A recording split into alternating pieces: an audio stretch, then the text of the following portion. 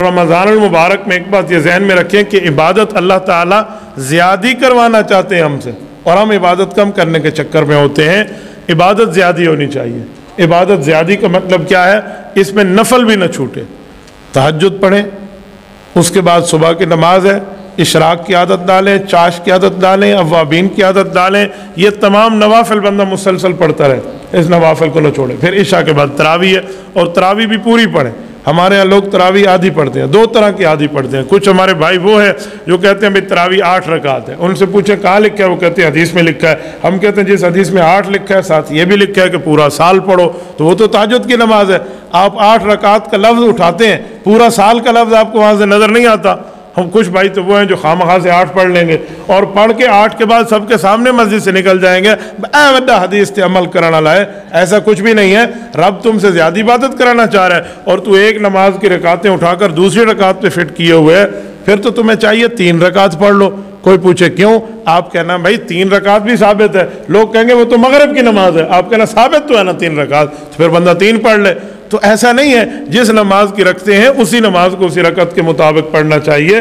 مصنف ابن ابی شیبہ میں حضرت ابن عباس فرماتے ہیں اللہ کے رسول صلی اللہ علیہ وسلم ہمیں وتر بھی پڑھاتے اور 20 رکعت تراویح بھی پڑھاتے۔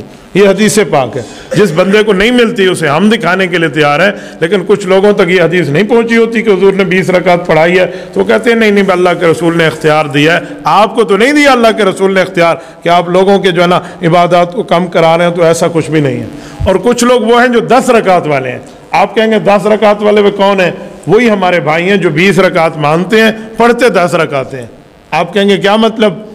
وہ پڑھتے 20 رکعت ہیں، لیکن پہلی رکعت ہر جگہ جو 2 نفل چل رہے ہوتے ہیں، وہ پہلی رکعت میں گپ شپ لگا رہے ہوتے ہیں، ایک دوسرے سے حال حوال، وہ جیسے امام اللہ اکبر کرے گا انہیں چاہیے تھا شامل ہو جاتے، نہیں، انہوں نے ایک دوسرے سے کہنا یا سنا آج روزہ کیویں گزرا، ڈاڈھی گرمی آئی، میں کو تو روزہ لگا رہی ہے، تیرا روزہ ٹھیک گزرا، تیرے تے نہ بھی لگی۔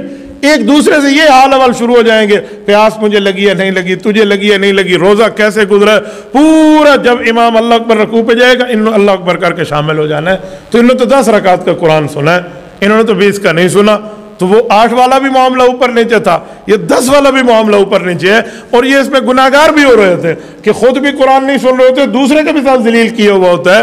میں بعض اوقات حیران ہوتا ہوں، ہماری مسجد میں تراویح کی جماعت میں پچھلی صفوں میں یہی حال حوال چل رہا ہوتا ہے، سنا دیکھا کیا حال ہے، طبیعت ٹھیک ہے؟ تو میں نے کہا بھائی شیطان تو گرفتار ہو گیا، لیکن آپ اس کے نائب جانشین اور خلف الرشید بن کے آپ یہاں بیٹھے ہیں اور اس کی باتوں کو لے کر آگے چلے ہیں، تو بھائی وہ گرفتار ہے، تجھے بھی گرفتار کرا دینا چاہیے تھا، تو دوسرے مسلمان نمازیوں کے حالات کو خراب کر کے بیٹھے۔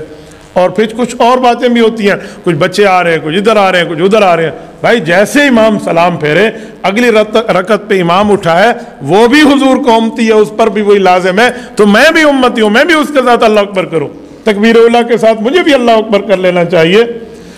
ایک جگہ کی کارگزاری میرے پاس آئی، ایک دوست نے دوسروں کو اشارہ کیا کہ یار آپ پڑھ لو، تو وڈا نمازی ہیں، وہ تو آپ اگلی صف وچ کھڑو کے پڑھ۔ عجیب معاملہ ہے، خود تو میں ڈوب رہا ہوں، دوسرے کے اوپر اعتراض کر رہا ہوں، تو یہ کام بھی نہیں کرنا چاہیے۔ صرف 20 رکعت پڑھنا لازم نہیں ہے، شریعت میں تو پورا قرآن کریم سننا بھی مسنون ہے۔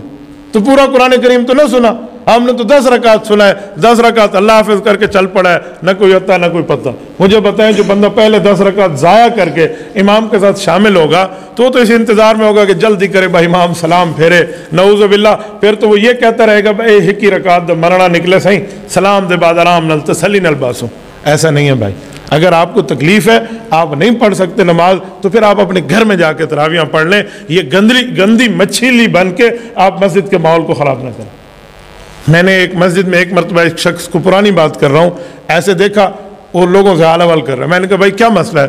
وہ کہنے لگا مفتی صاحب میں تھک ویندا نا، میں تھوڑا ٹیک لا کے باندھا بالا کو ونجو پانی دا گلاس بھارو تے جنگ شنگ میری گھٹیندے رہندے۔ میں کہ چاچا اے چاچی کو وانج تے جنگ گھٹوائی کر، مسیت تے کو جنگ گھٹاون دا شوق ہے، وہاں جاؤ، اللہ کے بندے ماحول کو خراب کر کے بیٹھے ہو۔ تو جب ہم یہ بات کریں گے سخت بات کر رہے ہیں بھائی، اللہ کے گھر میں بیٹھ کے تو پنی گھٹاون دا شوق ہے، وہی نماز ہے لے تو بھائی بات میں کرا لینا۔ اچھا پتہ ہے یہ سستیاں ہمارے اندر آ گئی ہیں اور پھر یہ عادت بن گئی ہے، اور ہر بندہ سمجھتا ہے کہ بس آرام نال اسے منج باسوں ٹھڈا روح افضال پانی پیا اسی کو پیسو رہاں دے تو 10 رکعت پڑھ سو رہاں دے۔ ایسا نہیں ہے، آپ رمضان المبارک میں اپنی عبادات کو خراب نہ کریں۔